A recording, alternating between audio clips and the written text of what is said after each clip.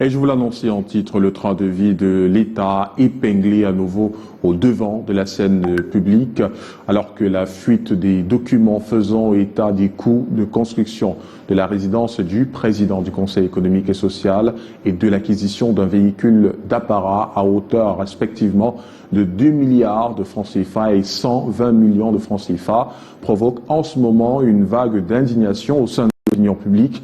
Bien, le 19h50 s'intéresse à l'opportunité de ces acquisitions dans un contexte marqué par de multiples crises.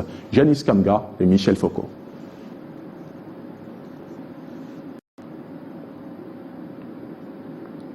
Ce qui choque au premier abord à la lecture de l'avis d'appel d'offres national et la missive du Minepat au SGPR, ce sont les montants.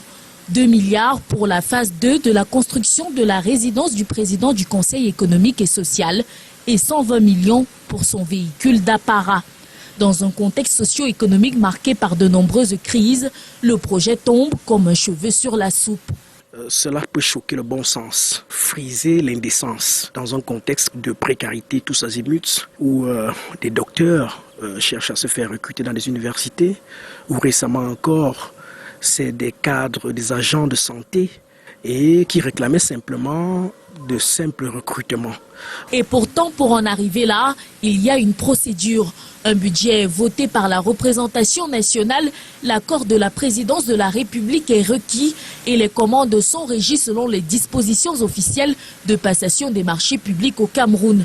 Le Conseil économique et social exécute ce que les parlementaires ont validé dans le cadre de la loi des finances. Sur la pertinence de la dépense, c'est aussi aux parlementaires que nous devons poser la question parce que je suppose qu'ils ont reçu les explications de la part de ceux qui ont fait cette programmation de ces deux dépenses. Malgré l'enjeu du poids des acteurs, le président du Conseil économique et social étant la 4e personnalité du pays, les observateurs appellent à une priorisation plus rationnelle des besoins. Ils invitent l'État à plus de sobriété. L'État camerounais doit montrer l'image d'un État sobre. Nous devons intégrer ça dans notre État et je pense qu'il y a une réflexion à mener, tout comme il y a une réflexion à mener sur la hiérarchisation même de ces véhicules de fonction. Il ne faudrait pas que certains retroussent les manches et à côté que les sacrifices de ceux qui retroussent les manches aillent profiter à certains autres dont nous commençons même déjà à nous interroger sur leur plus-value institutionnelle. D'autres lectures font état de manœuvres implicites destinées à distraire les deniers publics, ce qui jette encore un froid sur la scène nationale.